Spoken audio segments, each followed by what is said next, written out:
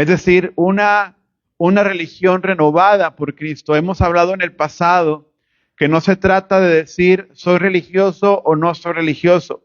Todo creyente es religioso, pero hay buenos religiosos y hay malos religiosos, y hoy vamos a hablar acerca de ello, según Marcos 2.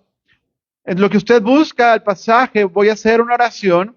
Gracias, Dios, te doy en esta tarde por ese tiempo de enseñanza. Gracias por la Biblia, Señor. Gracias por esta palabra hermosa que tú nos has regalado, que podemos estudiarla, escudriñarla, aprender de ella, Señor. Y tú nos vas dirigiendo a lo largo de nuestra vida en tu voluntad y en tu propósito. Te bendecimos, Señor. Ponnos atentos a la palabra de hoy. Señor, en el nombre de Jesús. Amén y amén. Vamos a Marcos 2, verso 18. Y si lo tiene, me puede decir amén. Me puede decir ya lo tengo. Hoy vamos a hablar, no vamos a hablar acerca del ayuno, pero el ayuno es lo que desata aparentemente una discusión entre los fariseos y Jesús. Dice el versículo 18, los discípulos de Juan y de los fariseos estaban en ayuno y vinieron y le preguntaron, ¿por qué los discípulos de Juan y los de los fariseos ayunan y tus discípulos no ayunan?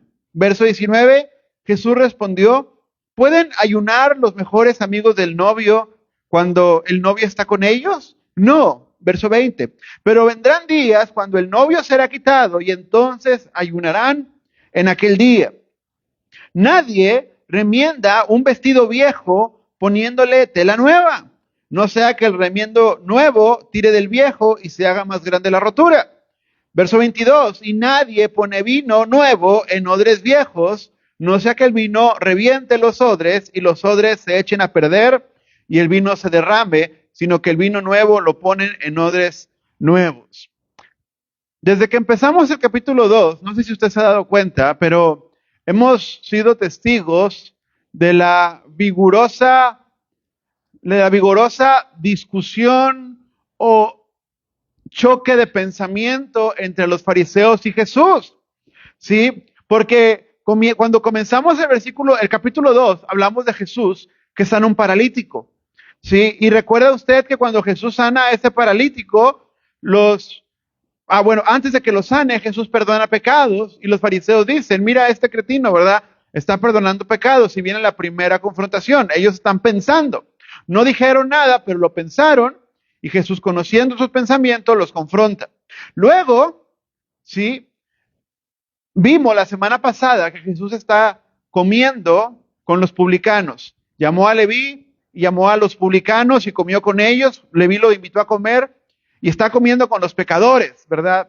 Y los fariseos ya no lo pensaron, sino que ahora lo dijeron, pero no se lo dijeron a él, sino que se lo dijeron entre ellos. ¿Por qué Jesús está comiendo con los pecadores, con esta escoria de la humanidad? Dice en algunos pasajes, con la escoria del pueblo. ¿Por qué? Y Jesús, escuchándolos, los confronta. Ahora, en esta tercera ocasión, ya no están pensándolo, ya no están hablando entre ellos, ya van directamente con Jesús, como que ya fue mucho, ¿no? Ya Jesús hizo muchas cosas que no nos parecen y ahora sí ya van y lo confrontan acerca del por qué sus discípulos no están ayunando.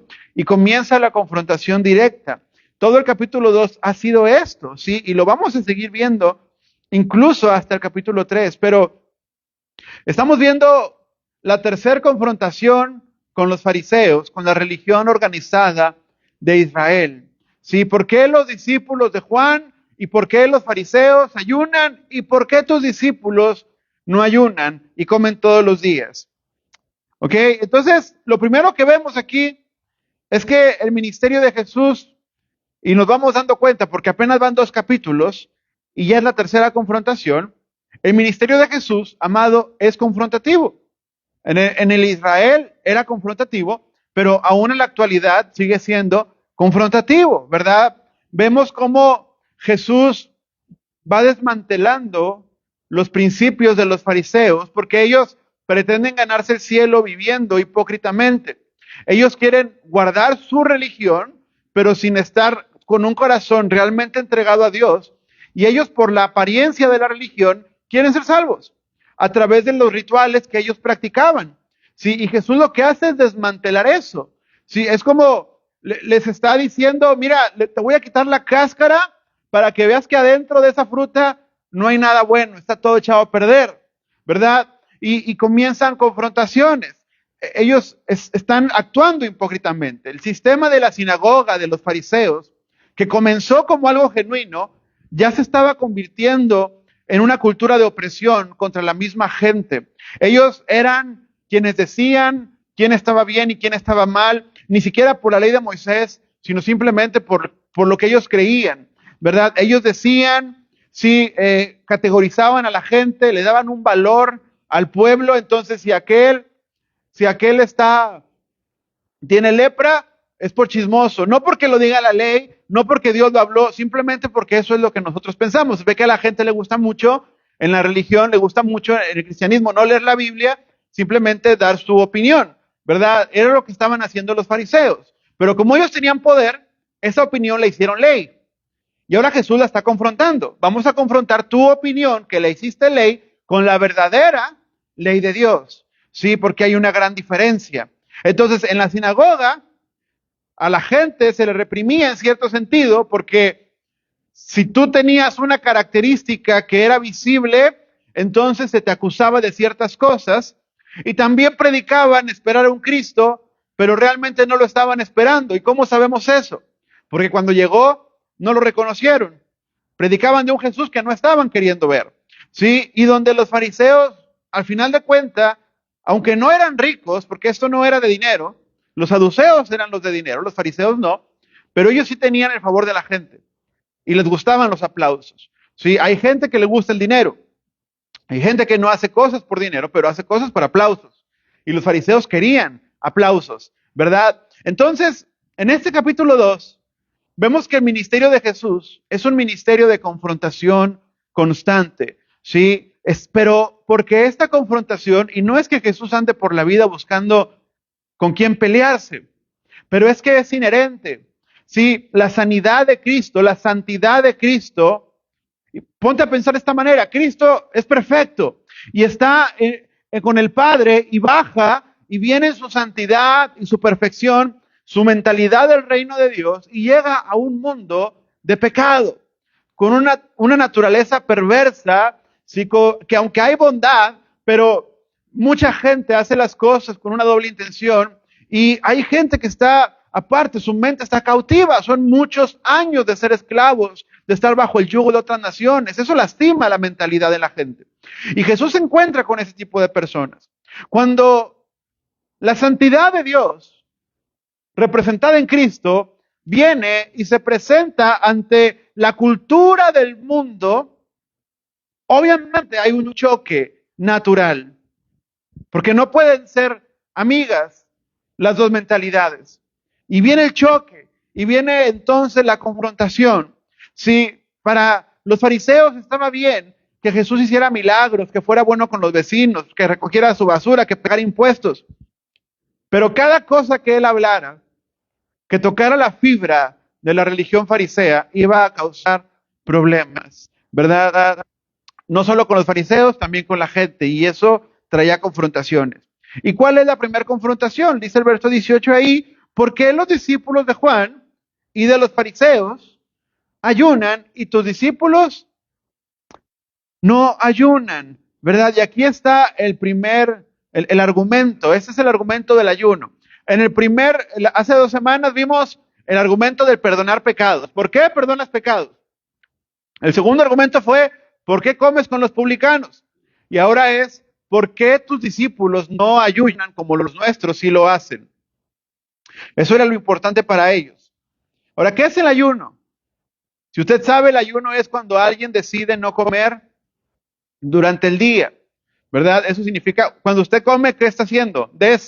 Desayunar, ¿verdad? Breakfast, ¿verdad? Entonces, el ayuno es mantenerse sin alimento. Y esto lo hacía, es una práctica de Israel desde mucho antes de Jesús, desde tiempos milenarios, incluso antes de Jesús, y tiene que ver con un propósito de buscar el favor de Dios, tiene que ver con una búsqueda de oración constante, también con una búsqueda de fortalecer el carácter y de decirle a Dios, dependo de ti, ¿verdad? No dependo de la comida, no dependo del alimento, tú eres mi alimento, ¿verdad?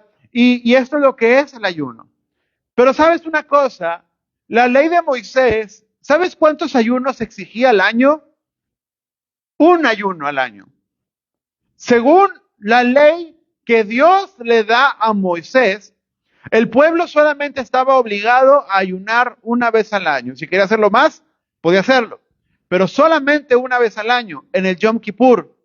Es el día de la expiación. El día que el pueblo se arrepentía de sus pecados y se ofrecía un animal, ¿verdad?, para el perdón de los pecados del pueblo. Ese día era día de aflicción, era día de ayunar. Pero los fariseos van y ven la ley de Moisés y dicen, como que una vez al año no es tan santo, ¿verdad? Vamos a obligar a la gente a que ayune 3 veces por semana. Mira, si tú me preguntas a mí, yo te voy a recomendar ayunar. ¿Por qué? Por el país en el que estamos. Porque si hay algo que necesita el cristiano de Estados Unidos, es la disciplina del ayuno. ¿Por qué? Porque en este país hay mucho de donde tomar y hay muchas oportunidades y opciones, ¿verdad? Es decir, en general, toda la gente, sí, mucho de lo que pensamos tiene que ver con qué vamos a comer y dónde vamos a comer o qué vamos a comprar para comer. Pero en el contexto de Jesús, estamos hablando de un área que es muy pobre, donde la gente apenas y comía. Y si comía era pescado, si acaso había pescado. Pan de cebada, pan del barato, ¿verdad? O pan de cereales. Pero los discípulos obligaban a la gente a ayunar 2 y 3 veces por semana. De por sí la gente no comía y los fariseos les quitaban todavía mucho de lo que ellos podían comer, ¿sí? Y eso se convierte no en agrado a Dios, sino se convierte en opresión. Te lo digo de esta manera, no es la misma necesidad de ayuno de un país primermundista a un país tercermundista. ¿Sí? Porque a veces la misma carencia te va a fortalecer el carácter. Pero cuando no hay carencias, tú tienes que buscar fortalecer tu carácter por tu cuenta. Y entonces los fariseos estaban haciendo esto con la gente, afligiendo a las personas. Y Dios mismo, ya en Isaías 58, le había hablado al pueblo acerca del ayuno, porque el pueblo lo hacía hipócritamente. No comían, pero ¿cómo hablaban de la gente? ¿Sí? Y entonces Dios ya estaba molesto desde entonces. Y Jesús ve esto de los fariseos que quieren obligar a los discípulos de Jesús a ayunar. Y entonces Jesús tiene que responder, ¿sí?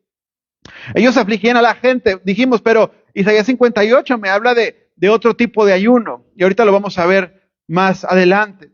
Ahora, el problema no es el ayuno es la excusa. El problema es que los fariseos quieren que la religión o que la vida de Jesús entre dentro del marco religioso de los fariseos. O sea, lo que ellos quieren es que agarrar a Jesús y meterlo en la caja religiosa de los fariseos para que se gobierne o se cuadre a la religión farisea y haga lo que los fariseos hacen.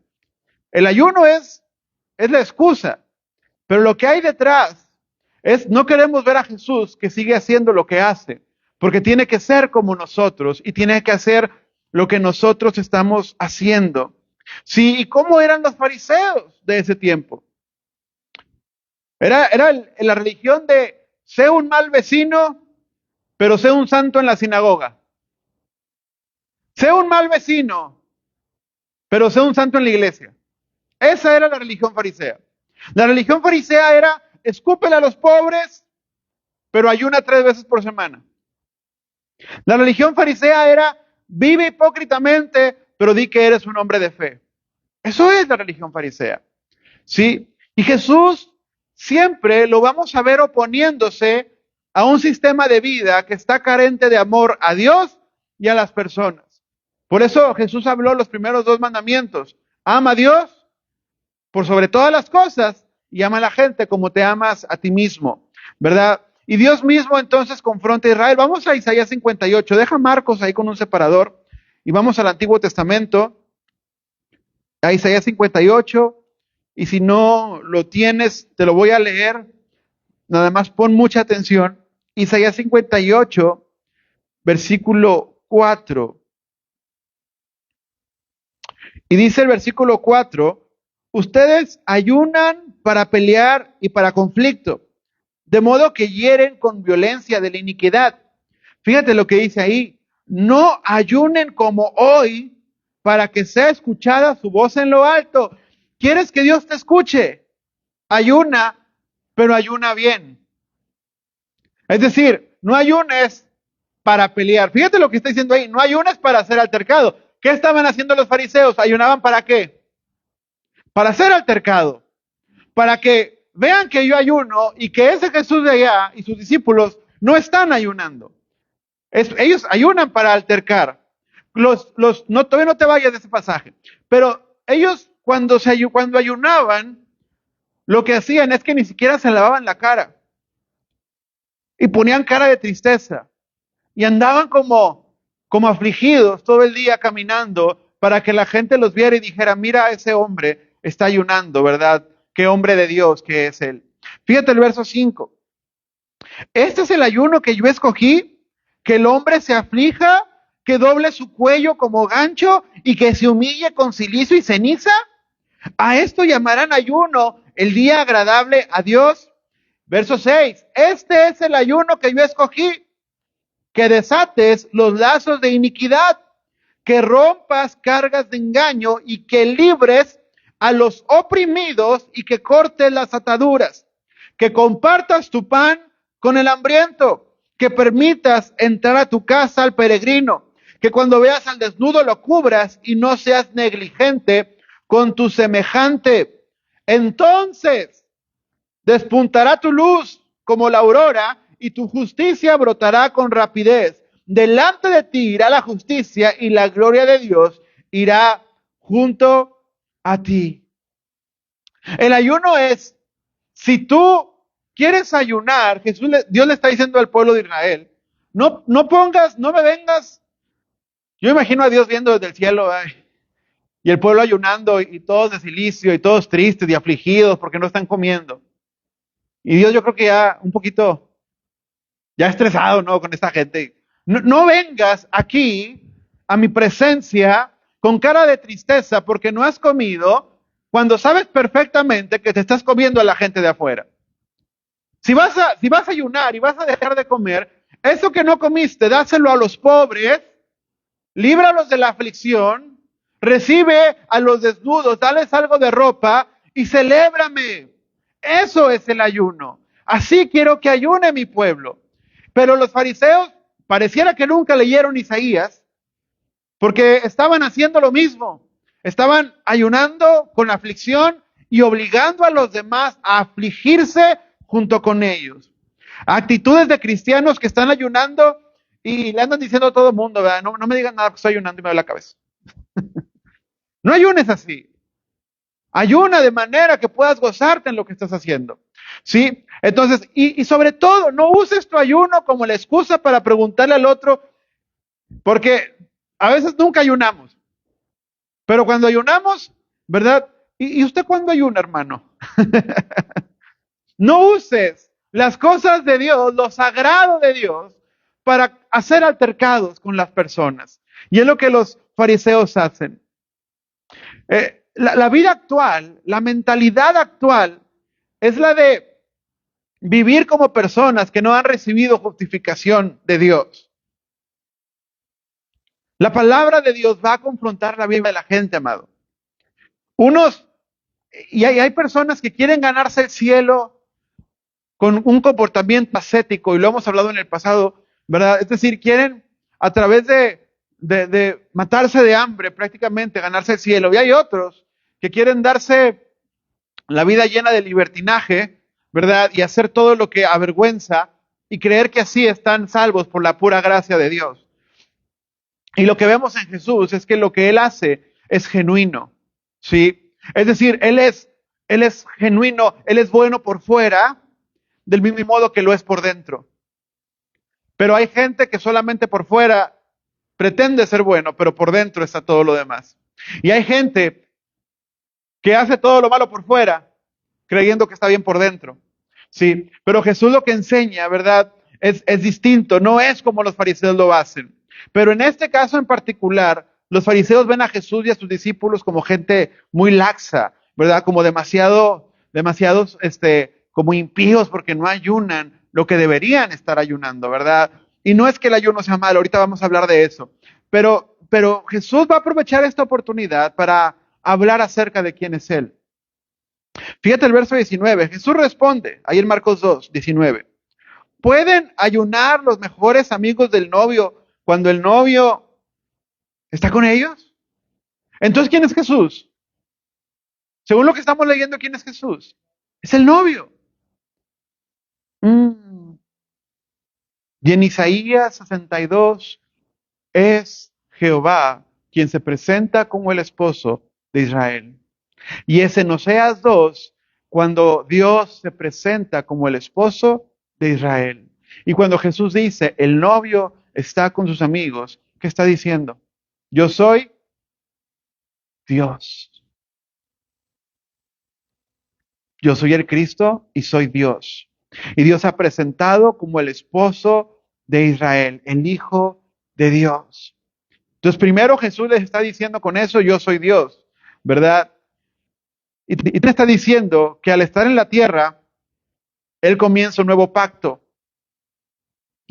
Ha entrado otra temporada, una temporada donde ahora el Hijo de Dios, el Cristo, está en la tierra. Y mientras está en la tierra, los discípulos de Él, los amigos de Él, no van a estar afligidos, sino que van a estar gozosos, porque no es tiempo de aflicción, es tiempo de otra cosa. Cuando viene un nuevo pacto, viene un nuevo ambiente por las buenas nuevas que Jesús ha traído. ¿Y esto qué nos dice? Tengo que entender las temporadas de Dios. No era tiempo de afligirse. Lo que Jesús está diciendo y que todos deberían de haber entendido, ¿sí? Y sobre todo creo yo, discípulos de Juan, porque ellos se supone, ¿verdad?, que conocen bien a Jesús, o al menos sabían de él por el testimonio de Juan, es que ellos estaban demasiado ocupados viviendo su religión y Dios les estaba pasando por enfrente y no lo estaban viendo. Lo que Jesús dice es, ustedes están tan ocupados con su supuesto ayuno y su supuesta religión y su supuesto todo lo bueno que están haciendo, que Dios les está pasando por enfrente, que yo vengo por enfrente y no me están reconociendo. Es decir, Dios está aquí y no están viéndolo porque están ocupados con sus propias ideas, con lo que ustedes quieren hacer para encontrar a Dios. Dios ya los encontró, aquí está. Pero ustedes me siguen buscando a través del ayuno, ¿verdad? Es decir, a través de sus rituales. Todo en Israel, mira, si tú ves el Antiguo Testamento y en el Nuevo es igual, todo en Israel, todo lo que se visualiza del pueblo de Dios, se visualiza en ciclos. Dios trabaja con los humanos en ciclos. En Israel había ciclos. Las fiestas eran cíclicas. Cada año hay una fecha, ¿verdad? El día de la expiación era un ciclo cada año. El año del jubileo era un ciclo cada 50 años.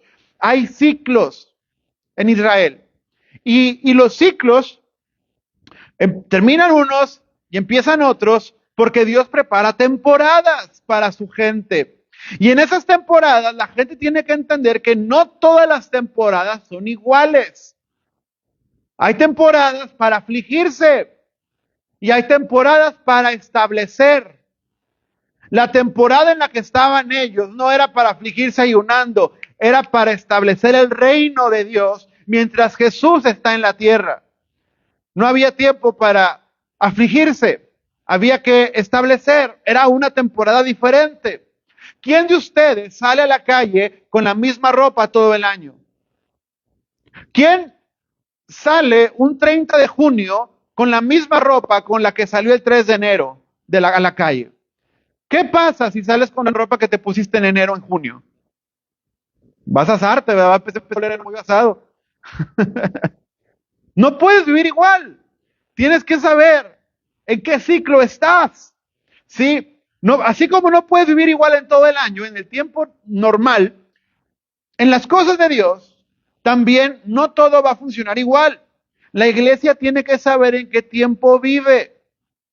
Y Dios prepara temporadas. Y Dios prepara tiempos. Y yo creo que Dios sigue haciendo esto. Y la iglesia no se da cuenta.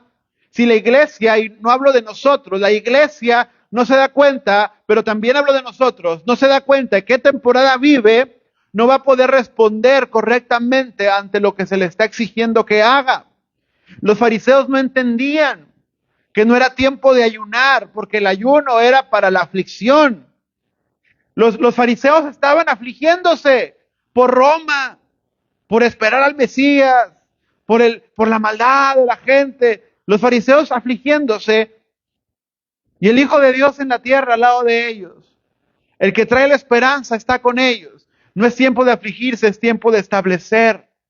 No era tiempo de ayunar, era tiempo de establecer, de hacer, de expandir el reino de Dios, en tanto que el Hijo de Dios estaba en la tierra caminando con ellos. Era otra temporada. Y los discípulos lo sabían. Pero los de los fariseos no lo sabían. Y parece que ni los de Juan tampoco. Porque ellos preferían ser discípulos de Juan. Aunque sabían de Jesús, porque ya lo sabían. Y esta iglesia, amado, esta iglesia, y ahora hablo de nosotros, ha nacido en una temporada. Y en un lugar específico, con un propósito de establecer una identidad de parte de Dios a la localidad, al pueblo cristiano y a la gente de la localidad. Y si no entendemos eso, ¿sabes qué pasa? Todas las temporadas pasan. No es lo que nosotros queramos que tarden. Las temporadas están definidas por tiempos. Y Dios espera, pero no espera tanto. Porque Él tiene su propósito y el círculo de su voluntad tiene que seguir girando. Cristo tiene que venir, tiene que volver. La temporada no es hasta que yo quiera. ¿A cuánto les gustaría que el fresco durara un poquito más? No es lo que yo quiera. Hay temporadas, amado. Y si la iglesia no entiende en qué temporada está y no aprovecha el tiempo de establecimiento, en la temporada se va a pasar. Si en el tiempo de siembra no sembramos, cuando venga la cosecha no esperes del fruto. Va a Dios tener que hacer como con Israel y levantar otra generación en otro tiempo, o levantar personas diferentes en la misma generación, porque tal vez Dios tiene urgencia. Porque a los que se les asigna el trabajo no entienden su temporada. Y eso es triste. Cuando siendo hijos de Dios, teniendo la verdad en nuestros ojos, teniendo el Espíritu Santo para guiarnos, no entendemos la temporada en la que estamos.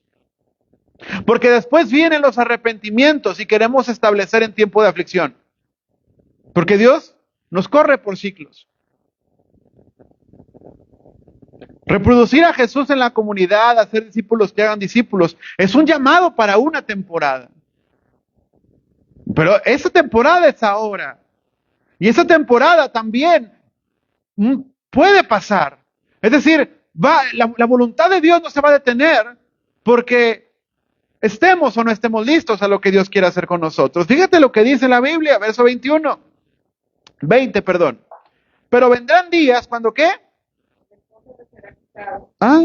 ¿Y entonces qué? Va a haber un día donde el novio les va a ser quitado y entonces van a tener que ayunar. Porque va a venir día de aflicción también. ¿Cuándo los apóstoles van a tener que ayunar? Cuando Jesús sea crucificado y estén esperando a ver si era cierto o si no era cierto que regresaba. Cuando Jesús ascienda y entonces hay que establecer la iglesia, pero va a haber que tener aflicción también. Probablemente Pedro ayunó en la cárcel, ¿verdad? Entonces hay temporadas. No es todo el tiempo va a ser lo mismo. Esa prosperidad que tienes hoy, úsala para establecer lo que Dios quiere hacer con tu vida. Antes de que venga el tiempo de la aflicción. Porque en el tiempo de la aflicción, sabes, el cristiano tiene que saber afligirse. O sea, Tenemos que saber que cuando llega la aflicción tenemos que aprender a afligirnos correctamente delante de Dios. Dios también nos enseña a sufrir con dignidad. Pero si no aprovechamos el tiempo de establecer, luego cuando estemos en la aflicción vamos a querer establecer lo que no establecimos en el pasado. Y eso no puede ser así. Lo que Jesús está diciendo es, un día yo me voy a ir. Él está hablando de su crucifixión, les va a ser quitado. Hasta eso, no depende de los discípulos. No les dice, un día ellos me van a quitar. No, les voy a ser quitado, aunque ustedes no quieran. Y entonces van a tener que ayunar. Si lo que no se establece en el tiempo de establecer, no se puede establecer en el tiempo de afligirse. El tiempo de aflicción es para afligirse. El tiempo de aflicción es para confiar, para ayunar, para orar, para esperar. Puedes seguir estableciendo, pero tienes que estar afligiéndote correctamente. Pero el tiempo en el que Dios te prospera y te dice avanza, tienes que aprovecharlo correctamente. ¿Sí? La vida del hombre también es cíclica en eso. Y no hablo de la vejez y la juventud. Dentro de la juventud y dentro de la vejez hay tiempos de aflicción y prosperidad. Dentro de la juventud y dentro de la vejez. Nosotros pasamos, y si tú haces un resumen de tu vida, has pasado tiempos de aflicción y luego prosperidad, y luego aflicción y prosperidad, y todo como que te va haciendo madurar delante de Dios, sobre todo si eres creyente, ¿verdad? Todo esto sirve para fortalecerte, pero tienes que saber en qué tiempo estás. Y es como, por ejemplo, ¿verdad? En el día y la noche, en el día es para trabajar, para disfrutar con la familia, pero la noche es para meditar y para muchas veces dormir. Hay mucha gente que las cosas más profundas las piensa cuando está en la cama. La noche es aflicción. La noche es para confiar en Dios, en que voy a tener otro día el día de mañana, pero también para agradecer por el día que ya pasó. Voy a dormir en paz, descansando, confiando en el Señor. Para eso es la noche, ¿verdad? Entonces, hoy en día la iglesia dice que espera la venida de Cristo, pero la pregunta es si está trabajando como si la estuviera esperando y si realmente está estableciendo cuando tiene que establecer. Sí, mira, dice la Biblia en Romanos que toda la creación está esperando la manifestación de los hijos de Dios. El mundo está afligido, la naturaleza está afligida. Si se anuncia en la Biblia la aflicción del mundo por el pecado y por la corrupción, es una verdad establecida. Y esa verdad está dentro de nosotros. Porque tú sabes muy bien, y esto es una realidad, que aunque una persona viva 90 años, o 100 años, o 120 años, aún así, siempre nos queda la sensación de que la vida es demasiado corta. No importa cuántos años viva alguien, siempre pensamos que no es suficiente, ¿sí? Sobre todo, pensamos que la juventud es demasiado corta, ¿verdad? Porque después de los 30, tú puedes vivir 120 años, pero después de los 30 ya es descenso, ¿verdad? Es decir, nada más fue un ratito de ir hacia arriba y lo demás ya es descenso. Siempre sentimos, algo dentro de nosotros nos dice, nos avisa, nos convence, nos grita que esta no es nuestra realidad. Es decir, que no es esto a lo que fuimos llamados desde el principio. Hay un convencimiento interno en el corazón de las personas de que hay algo dentro de nosotros que nos evoca a un lugar lejano donde fuimos llamados a otra cosa y a una eternidad.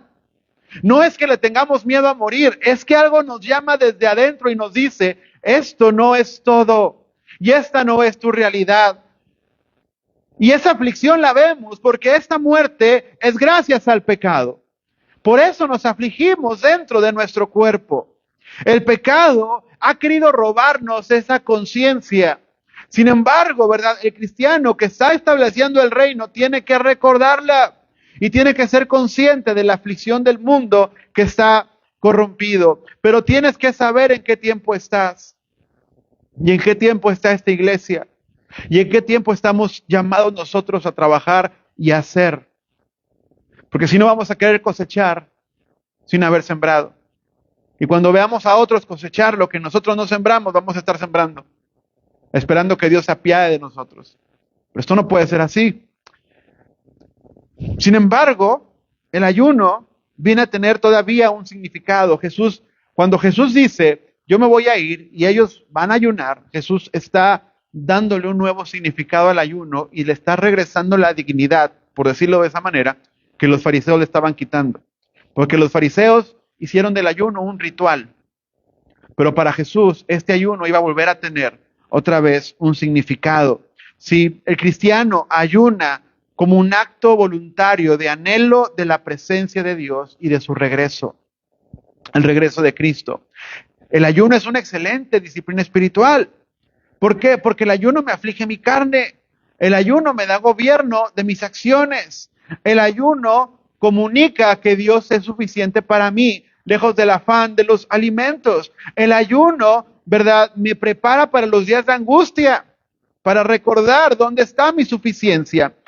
Ayunar en angustia también es bueno. El ayuno me quita de las distracciones y me enfoca en la oración y la búsqueda de Dios. Por eso mucha gente ve respuesta cuando ayuna, porque cuando ayuna, ora más y busca más a Dios y Dios le habla, porque Dios le ama. ¿Sí? Entonces, pero todo esto tiene un ingrediente, no es un ritual, es algo que tiene que ver con nuestra disciplina espiritual y que tiene que ver con Cristo y con la suficiencia de Cristo en nuestra vida, ¿verdad? Por encima de los afanes del mundo y de todo lo que tenemos alrededor. Ahora vamos a ver el verso 21, que nos quedan 2 versículos. Y Jesús sigue entonces con unas metáforas bien padres. Verso 21. Nadie recomienda un vestido viejo poniéndole, ¿qué? Tela nueva. No sea que el remiendo nuevo tire del viejo y se haga más grande la rotura. Jesús, ¿por qué dijimos que esto va más allá del ayuno? No es, sí es acerca del ayuno, pero no es acerca del ayuno. Los fariseos quieren que Jesús sea como ellos.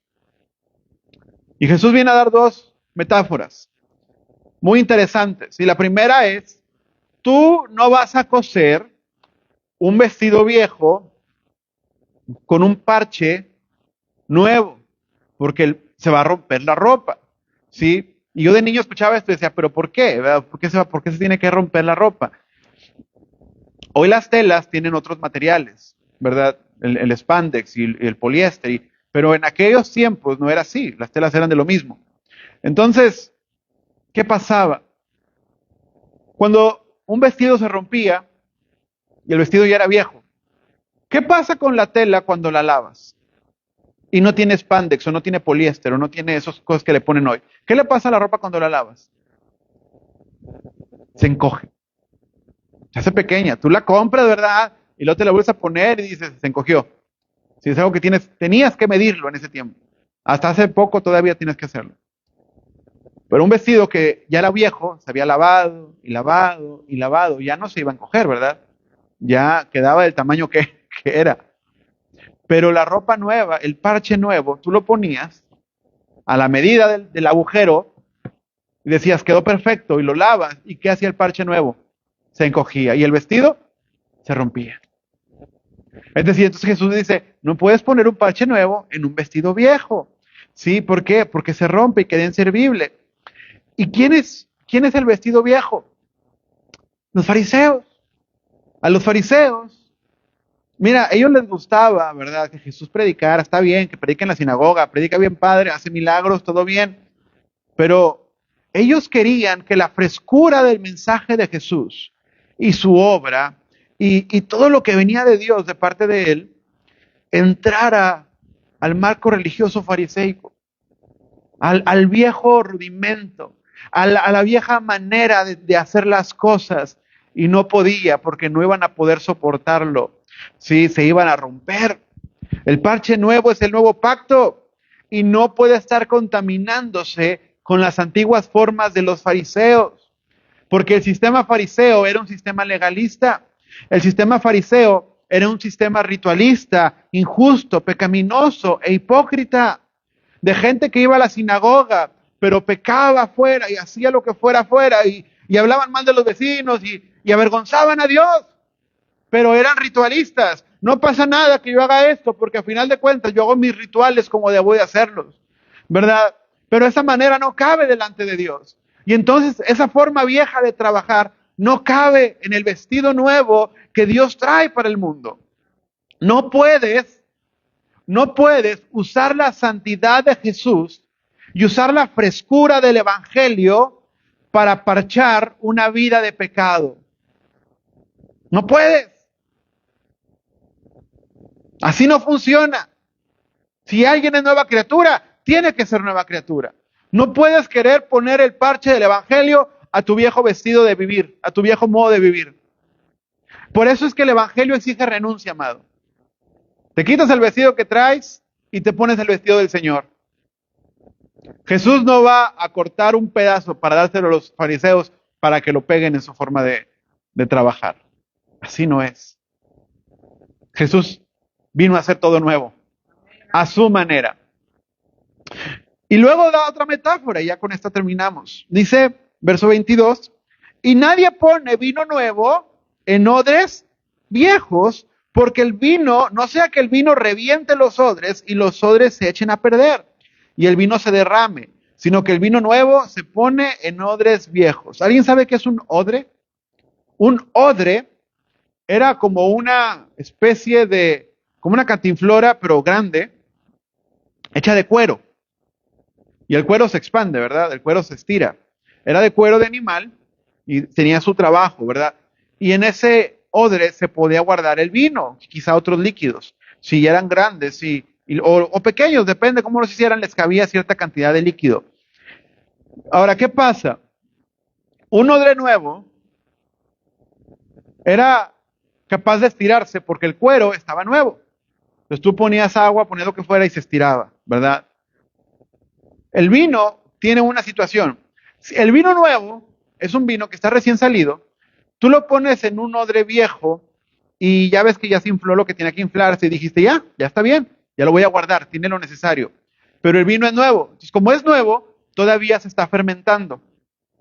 Y como se está fermentando, hay asuntos químicos dentro del líquido que hace que la presión vaya creciendo, como que se expanda, los gases, todo vaya creciendo, y el odre, como es viejo, no soporta y se rompe.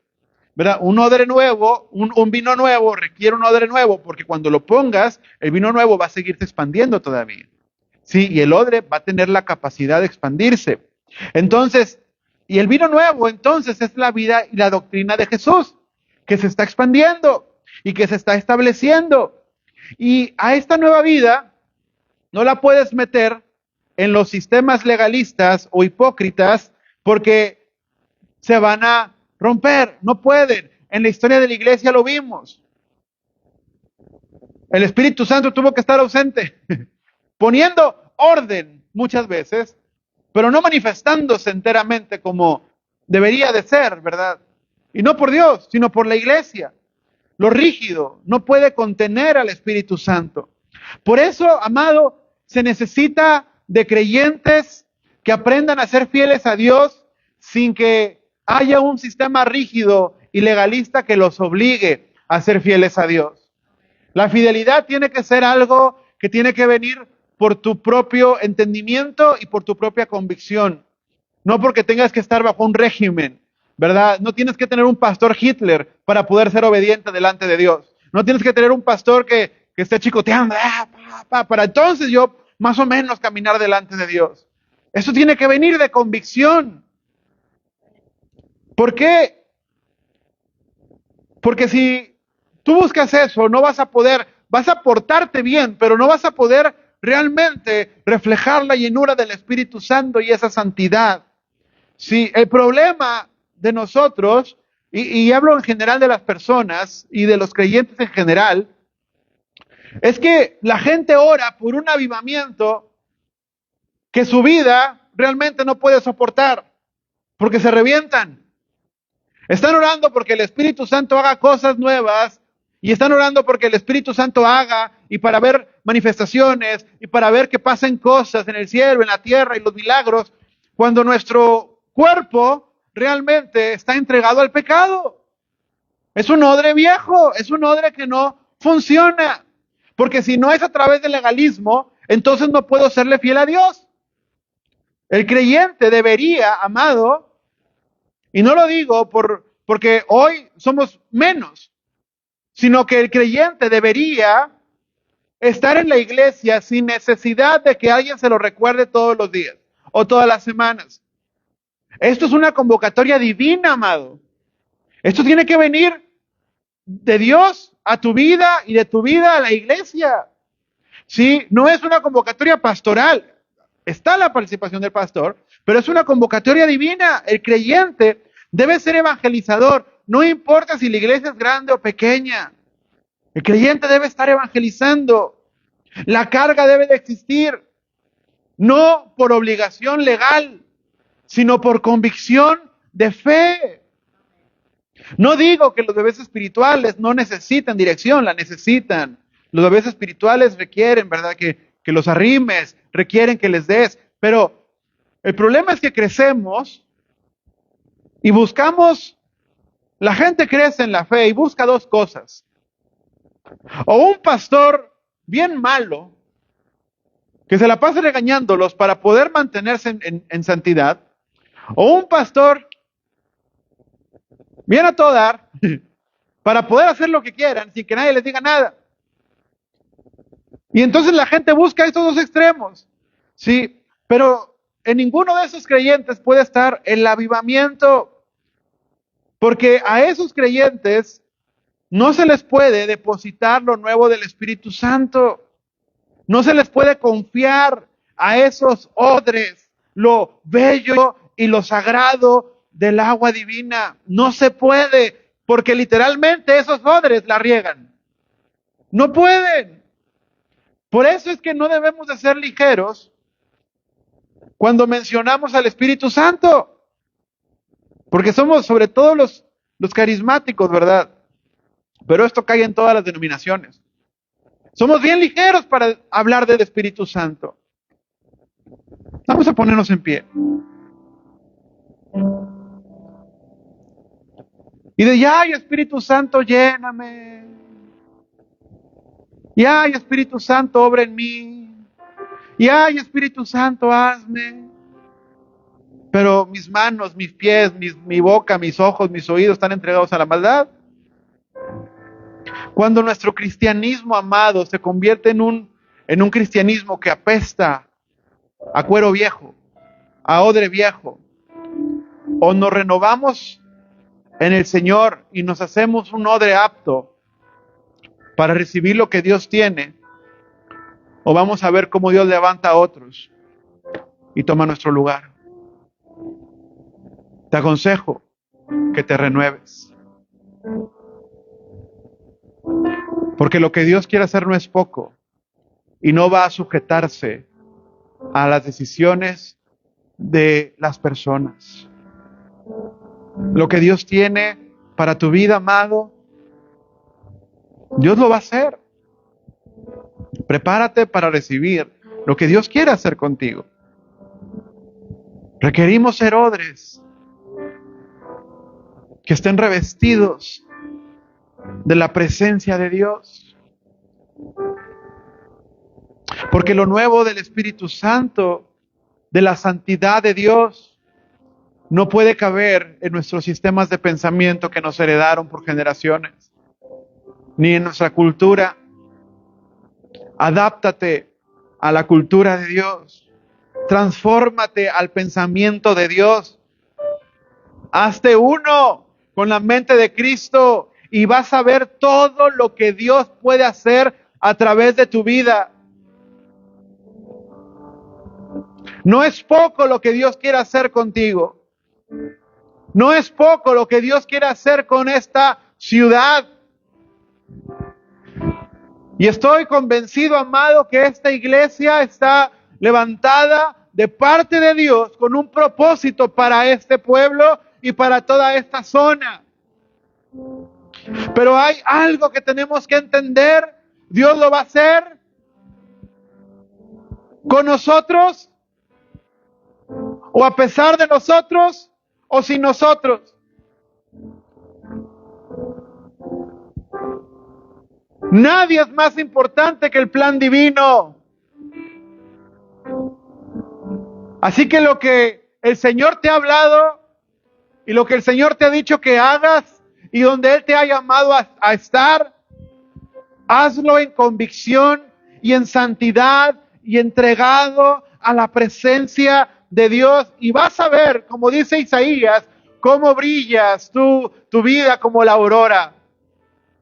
Y el Señor te va a bendecir por tu obediencia. Por eso dice en tercera de Juan que no hay nada mejor que los hijos de Dios anden en la verdad. Ese es el mayor gozo del Padre. Cuando los hijos no dependen de las correcciones, sino que de convicción hacen lo que es correcto. Tú eres la manifestación, la imagen de Cristo en la tierra. Tenemos que estar revestidos de esa responsabilidad, creyendo en lo que Dios va a hacer con nosotros.